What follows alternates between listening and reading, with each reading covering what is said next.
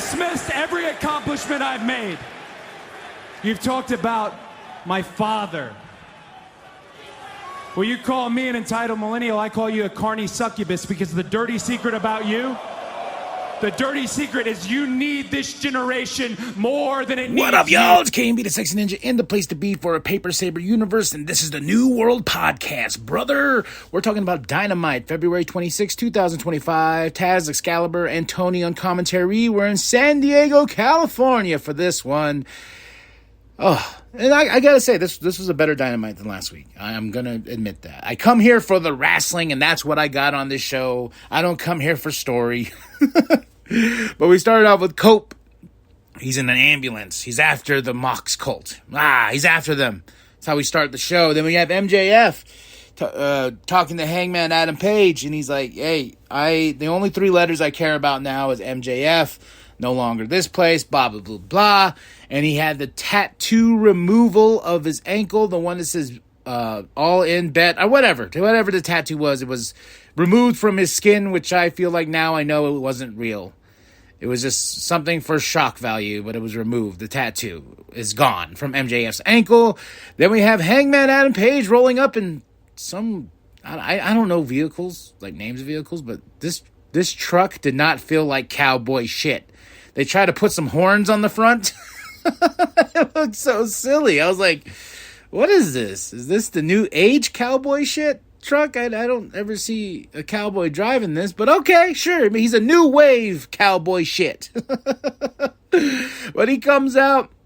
The camera follows him. He has Squash Gang member in the ring. Who do you think wins? Hangman Adam Page.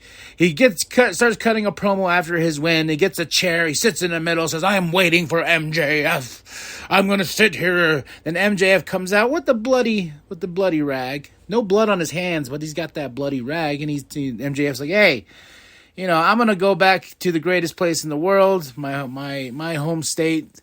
I'm going to go and get myself ready for this, but I ain't ready to face you. You're heartless. You're vicious. He goes, but maybe you should check on your friend Christopher Daniels. And this is where the show just kind of just lost me until we got to some good matches where they cut to Christopher Daniels in the back. Cameraman, worst timing ever. Worst timing ever.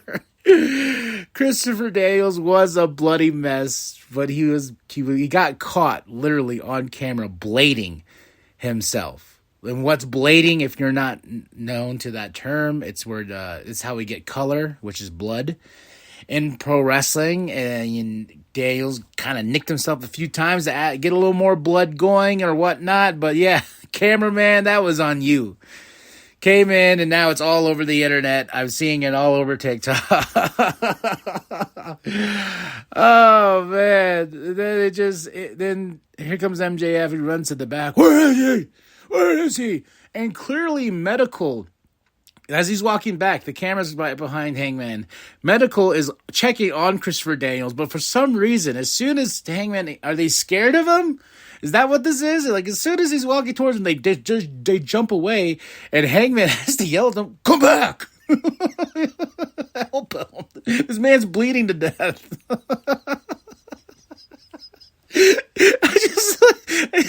You literally see them, like, it's so funny. You see them checking on him, they jump back, and Hangman's supposed to be like, oh, get back here. So stupid. Oh, but I wonder if Tony's having a field day with the cameraman. Cameraman probably fired. But yeah, it's clear as day. I just rewatched the one on Max. And Max, why do we have the commercials on? The playbacks? Like, seriously, the replays. Like, it's annoying. Like, if I'm going to subscribe to Max for AEW, I don't want no commercials. I am subscribed to the top tier of no commercials. Why does the playback have commercials? Like, it's silly to me. It's very, very silly to me. Netflix is really good about cutting out all the fat and stuff like that as soon as it's ready for replay and everything like that. But yeah, I was like, if I'm gonna keep getting commercials, I might as well keep the same way I've been watching AEW is on Sling, on my DVR, so I can just have commercials there instead of having commercials here on Max. Just slightly annoying, slightly. We get Renee with Jericho. I don't know. I fast forward. But apparently Will's going to face Brian Keith. Don made a deal with Jericho, and Davis is there. I really didn't hear any Jericho. Like I said, I just tuned him out until Don came out. But, okay, we got a really great match coming up here. Will Ospreay versus Brian Keith. They're sending Brian Keith to collect the bounty. I'm like, well, maybe you should just shed the stupid bad apple name from him finally and just call him the bounty hunter, Brian Keith, because he comes out and the screen says bad apple. This is a bounty match, whatever this means, but it's slightly annoying that they're doing this with Brian Keith. It's like an identity crisis. Like, either you call him the bad apple or either you call him the bounty hunter. Choose a lane.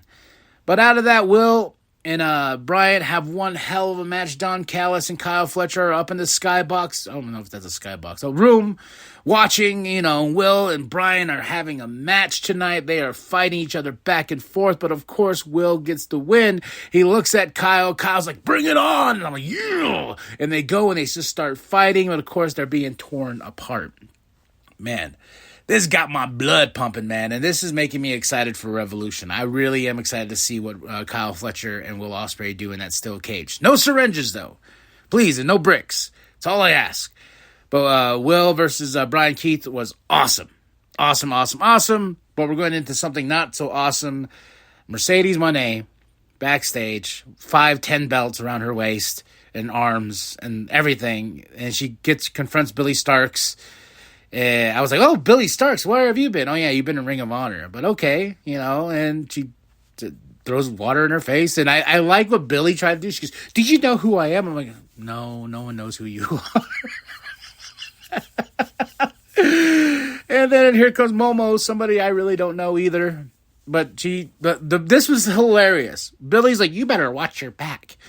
And just a quick glimpse with a baseball bat from Momo. Mercedes runs off. Worst acting I've ever seen. But Momo's like, and of course, Mercedes drops the TBS championship. Momo picks it up and says, I'm going to win this at Revolution. I don't see you doing that either. Like, I don't even know who you are. Like, yeah, I hear people criticize, like, why you watch New Japan? I don't need to go. I'm here for AEW. I'm not here for all the other promotions that he keeps bringing in to try to, I'm here for AEW. There's so many other people on this roster that we could try to build a story. You could rebuild Harley versus Mercedes Moné and have Harley win that TBS championship at a Revolution. That makes sense. Yes. No, let's go with Momo. Who everyone's like, oh, cool. Unless you're hardcore, fans nowadays is like, oh, you don't know. Oh, I have New Japan World. Calm down, big head boy.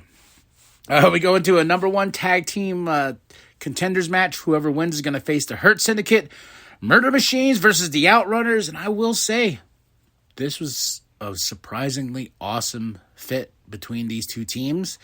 It was a really, really fun match. And I'm just amazed, not by Lance Archer, but Brian. Like, Brian Cage, he's just growing on me more and more as just this phenomenal athlete. And the Outrunners, too. Like, I think the Outrunners are kind of silly, the whole 80s thing. They had a whole thing where they were with a team or whatever, and they're, elbow dropping on the trash cans, 80s style and stuff like that. Like, they're a fun, gimmicky team. But this tag team match proved, I was like, okay, you know what? With the Outrunners getting the win because the Hurt Syndicate's music hits, Lance Archer gets surprised, and it's a Turbo does the roll up 1, 2, 3, and we get the Outrunners versus the Hurt Syndicate. I was like, you know what? I'm all for this match. Right here. I think we're gonna save the Murder Machines for the Hurt Syndicate down the road because that's a big two monstrous teams, and the Outrunners are gonna get a shot at the tag team championships. I don't know if it's at Revolution or whatnot, but the Outrunners. Awesome, man. Awesome match right here with Murder Machines and Outrunners right here. So then we go into Cope Colt package. I fast forward. I don't care. Then we get Swerve. Swerve coming out. Whose house? Swerve's house. I was like, where you been, my boy? Where you been? Where you been, my guy? And he comes out. He's talking. He's not done with Ricochet. Nana is like, man, you haven't focused on going back after the AEW championship. I'm just like, yeah, because now we got Cope versus Mox. Yeah, well, here comes Ricochet. Okay, hold on.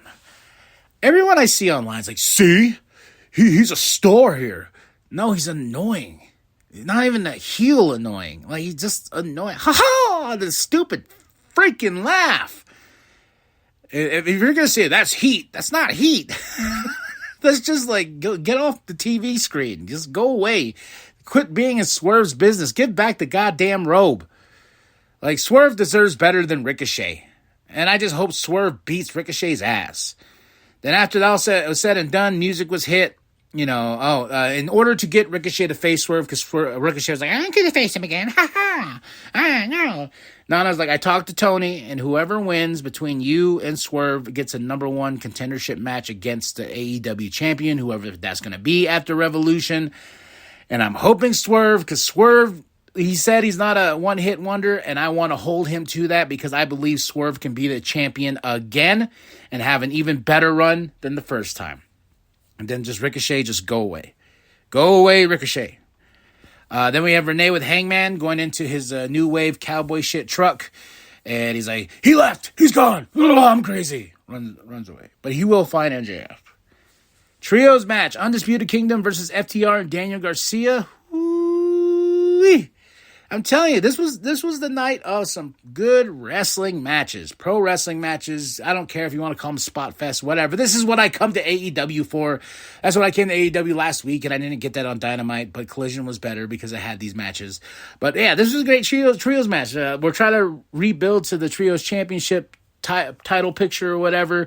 It's funny is the Death Riders don't wear them at all. They're just like their leader. They hide the championships. The only person that doesn't hide his championship is Daniel Garcia. But after Undisputed Kingdom gets the win, a shook up Daniel Garcia, and there was no Daddy Magic on commentary, which I was like, oh, okay, sure. But yeah, at Collision we'll get Adam Cole versus Daniel Garcia for that TNT championship. I was like, okay, that should be fun. And and they're going to be in Oakland, California for that one. They're in California a lot this week, but for the next 2 weeks, all the way up to the pay-per-view.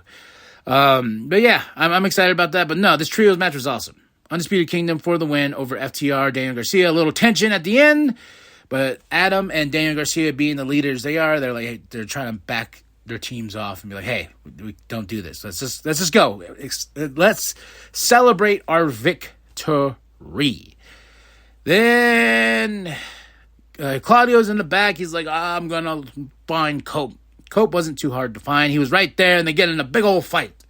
Boom, boom, boom, all the way to the ring, and there's this really funny spot where he throws him over the barricade, or this little niche of the barricade, and then the camera pulls back, and there's no more barricade. It's just like this little tiny thing that Claudio goes over. I was like, okay, cameraman, you keep winning. You keep winning this night. Watch it. Like, literally, after they start fighting or going to the ring, he throws him, and it's just like, camera pulls back. He's like, oh, haha. There's just that little area that Claudio jumped over. But, of course, here comes Mox, Colt, Yuta. They beat down Cope. Marina's there and everything like that. And then Jay White's music hits, and Cope got up so freaking quick after, they were teasing the concerto to him. Cope got up so quick, got Claudio, got Yuta, and he takes out Claudio with the concerto. And Cope was teasing to take out Marina, and I was like, I don't know how this would look. I don't think this is a good idea for Cope to do this to Marina. And Mox is out there, please don't, like a rabid animal.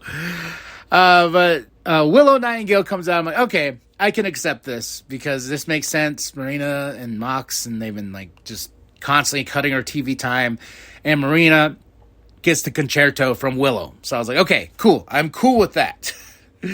Still don't care about this story. Jay White's laughing his ass off in the ring, after Yuta took out Marina first. So that was a funny spot because Jay's reaction was like, ha! Like the rest of us. Then we have Harley versus Deonna Purrazzo. Okay, I think it could have been better, but I'm not a big fan on Deonna Purrazzo. This is why I'm glad Harley won. I laughed my ass off when on the card itself for Harley says 25 days, ago she beat Taya, who's watching on, and I was like, oh, you got that one victory 25 days ago. We got to celebrate that. But Harley gets to win. The crowd's all for Harley. I think Harley deserves more. I just think she just needs to just sharpen up those skills in the ring.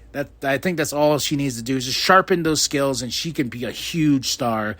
Get her in the title picture.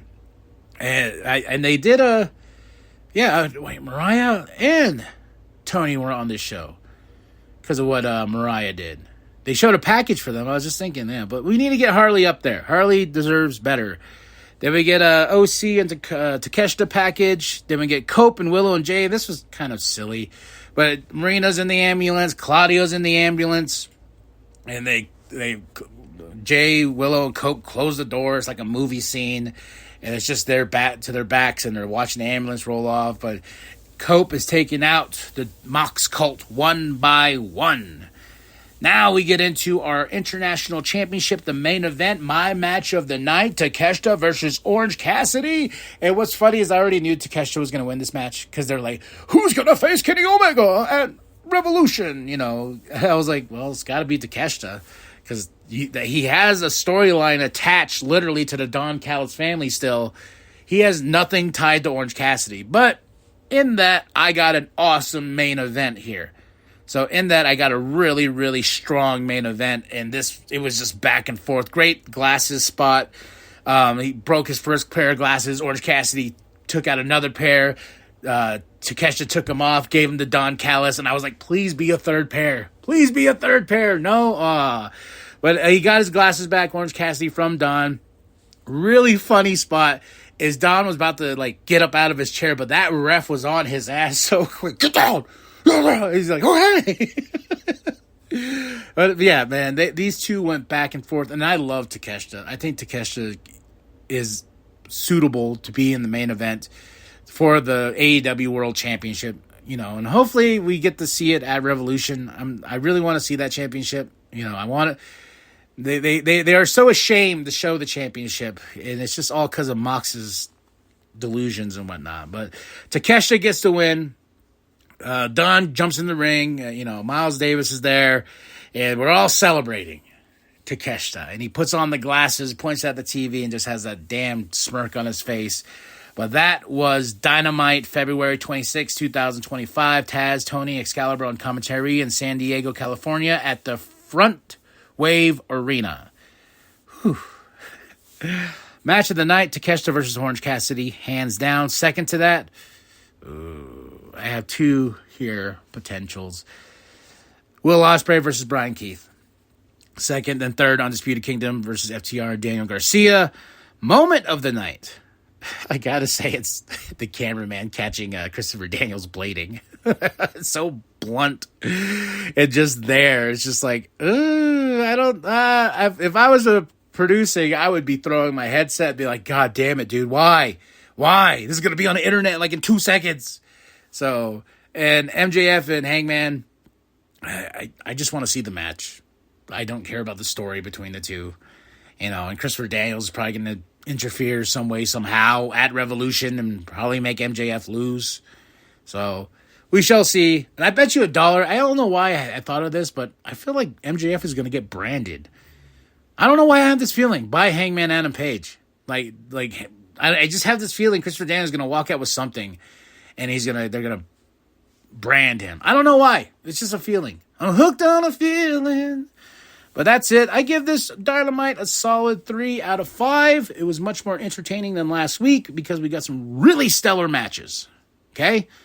Drop those comments below. Hit that like. Hit the subscribe. Share it with your grandma. Share the bum down at Walmart. I am KMB, the Sexy Ninja. And remember that the New World Podcast is for life. Lighthouse.